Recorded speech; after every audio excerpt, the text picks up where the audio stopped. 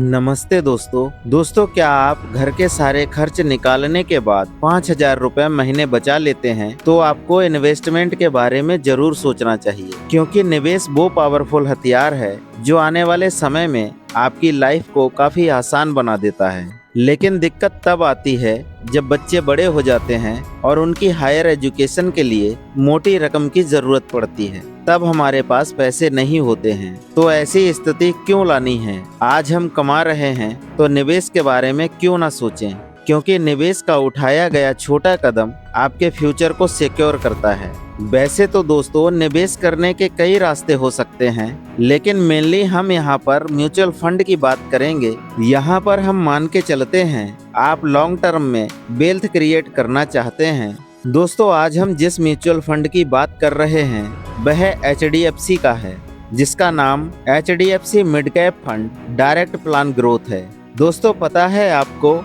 HDFC bank Bharat की सबसे अमीर बैंक और दूसरी सबसे बड़ी म्यूचुअल फंड कंपनी है। आज के समय में HDFC लगभग 9 लाख करोड़ रुपए से ज्यादा पैसा शेयर मार्केट में निवेश कर चुकी है और HDFC कंपनी के फंड मैनेजर ने अपनी काबिलियत से लोगों को अच्छा रिटर्न बनाकर दिया है। दोस्तों आज की वीडियो में हमारा इन्वेस्टमेंट टाइप है SIP। आइए पहले आपको SIP के बारे में थोड़ा बता देते हैं। दोस्तों SIP यानी सिस्टेमेटिक इन्वेस्टमेंट प्लान, यह ऐसा तरीका है जिसमें आप हर महीने कुछ रकम निवेश करते हैं। जैसे आप RD या किसी टर्म इंश्योरेंस का प्रीमियम भुगतान करते हैं और SIP के माध्यम से निवेश के बदले आपको कुछ यूनिट्स मिलती हैं जिनका एक प्राइस होता है जो मार्केट की परफॉर्मेंस के हिसाब से डे बाय डे चेंज होता रहता है। जैसे इस म्यूचुअल फंड की बात करें तो इसका एक यूनिट का प्राइस 202 रुपए 24 पैसे है। दोस्तों आइए इस फंड के बारे में देख लेते हैं।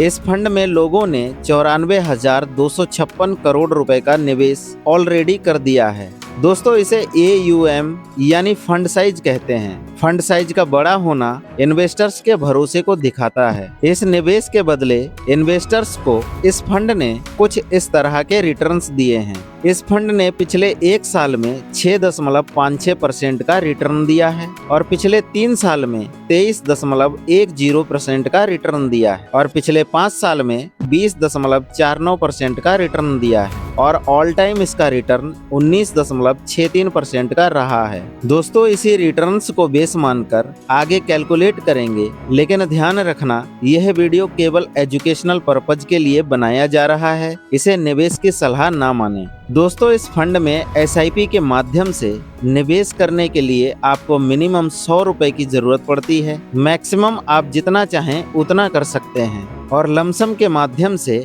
मिनिमम 1,000 रुपए से निवेश शुरू कर सकते हैं। मैक्सिमम की यहाँ भी कोई लिमिट नहीं है। दोस्तों आप लोग कमेंट में एक सवाल बहुत पूछते हो कि मेरे पास डीमैट अकाउंट नहीं है, मैं कैसे निवेश करूंगा? दोस्तों SIP या लमसम करने के लिए आपको डीमैट अकाउंट की जरूरत नहीं पड़ती है। आप निवेश करने के लिए HDFC बैंक की वेबसाइट या फिर किसी भी थर्ड पार्टी ऐप जैसे Paytm, फोन पे, ग्रो, एंजल वन का इस्तेमाल कर सकते हैं। दोस्तों आइए देखते हैं अगर आप इस फंड में निवेश करते हैं तो यह फंड आपके पैसों को कहां-कहां निवेश करेगा जिससे आपको अच्छा रिटर्न मिल सके। यह फंड कुल 78 कंपनियों में आपके पैसों को निवेश करेगा। यह फंड इन कंपनियों के स्टॉक्स यानी इक्विटी में निवेश करता है, जिसके कारण इसमें रिस्क बढ़ जाता है और यह वेरी हाई रिस्क की कैटेगरी का फंड बन जाता है। दोस्तों आइए यहाँ पर कुछ कंपनियों के नाम देख लेते हैं, जैसे मैक्स फाइनेंशियल सर्विस लिमिटेड,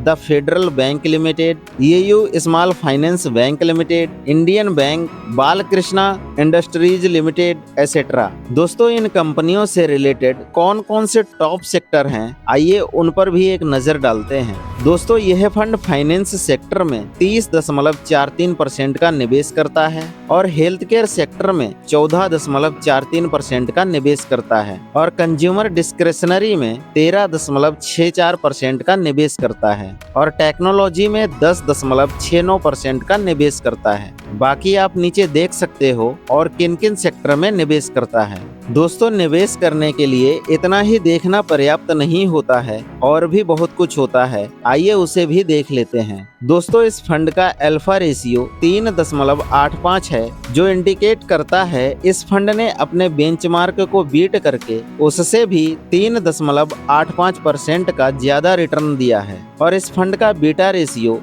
0.88 है। यह वोलेटिलिटी को इंडिकेट करता है, मतलब कि यह फंड कम वोलेटाइल है, इसमें उतार चढ़ाव कम आते हैं। यह निवेश करने के लिए अच्छा है। दोस्तों, इसका पीई रेशियो 26 है। इसे कहते हैं प्राइस टू अर्निंग रेशियो। इससे इन्वेस्टर्स फंड के वैल्यूएशन का पता लगाते हैं कि फंड सस्ता है या फिर महंगा। दोस्तों, इसे काउंट करने के लिए जितने भी स्टॉक्स खरीदे हैं उनके प्राइस का एवरेज और उन स्टॉक्स से की गई अर्निंग का रेशियो ही पीई रेशियो कहलाता है। दोस्तों, इस फंड में निवेश करने के लिए आपको कुछ कमीशन पे करनी पड़ती है, जिसे एक्सपेंस रेशियो कहते हैं। वह है 0.77% का। यह 1 से कम हो तो अच्छा माना जाता है। दोस्तों, आइए अब चलते हैं कैलकुलेटर की तरफ। यहाँ देखते हैं, अगर आप इस फंड में 5,000 रुपए महीने SIP करते हैं तो आपको एक्सपेक्टेड कितने रुपए मिल सकते हैं। दोस्तों, एक्सपेक्टेड रिटर्न हम उतना ही मानेंगे जितना अभी तक इस फंड ने पिछले परफॉर्मेंस में दिया है, यानी कि 19.63% का। अगर आप इस फंड में 10 साल के लिए निवेश करते हैं तो आपकी कुल जमा राशि होगी 6 लाख रुपए और आपका रिटर्न बनेगा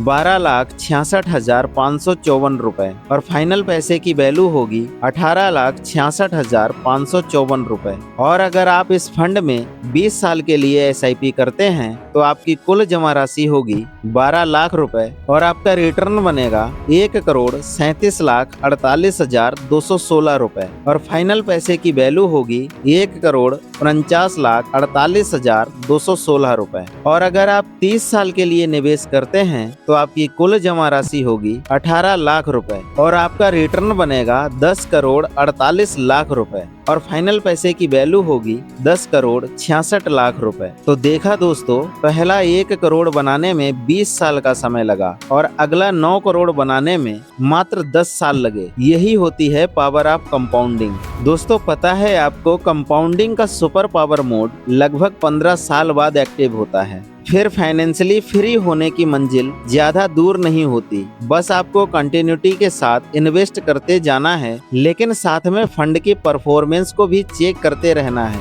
क्योंकि कई बार ऐसा होता है मार्केट अच्छा परफॉर्म करता है लेकिन फंड अंडर वैल्यूड हो जाता है। तो ऐसे में स्विच करना ही समझदारी होती है। दोस्तों, रुकिए, अभी वीडियो एंड नहीं हुई है। आपने इस फंड की परफॉर्मेंस भी देख ली और रिटर्न्स भी देख लिए, लेकिन क्या आपको पता है म्यूचुअल फंड से की गई कमाई पर टैक्स भी देना होता है। आइए वो कौन कौन से टैक्स लगेंगे उन्हें भी समझ लेते हैं। दोस्तों, वैसे तो म्यूचुअल फंड टाइप के अनुसार अलग अलग टैक्स होते हैं, लेकिन हम इक्विटी म्यूचुअल फंड की बात कर रहे हैं तो इसके टैक्स को समझ लेते हैं। दोस्तों, इसमें आपको 2 तरह के टैक्स देने पड़ सकते हैं। पहला टैक्स शॉर्ट टर्म के लिए होता है, जिसे STCG यानी short term capital gain tax कहते हैं। यह टैक्स आपको 1 साल से पहले निकासी पर देना होता है। यह लगभग आपके कुल लाभ का 20% होता है। और दूसरा टैक्स लॉन्ग टर्म के लिए होता है, जिसे LTCG यानी long term capital gain tax कहते हैं।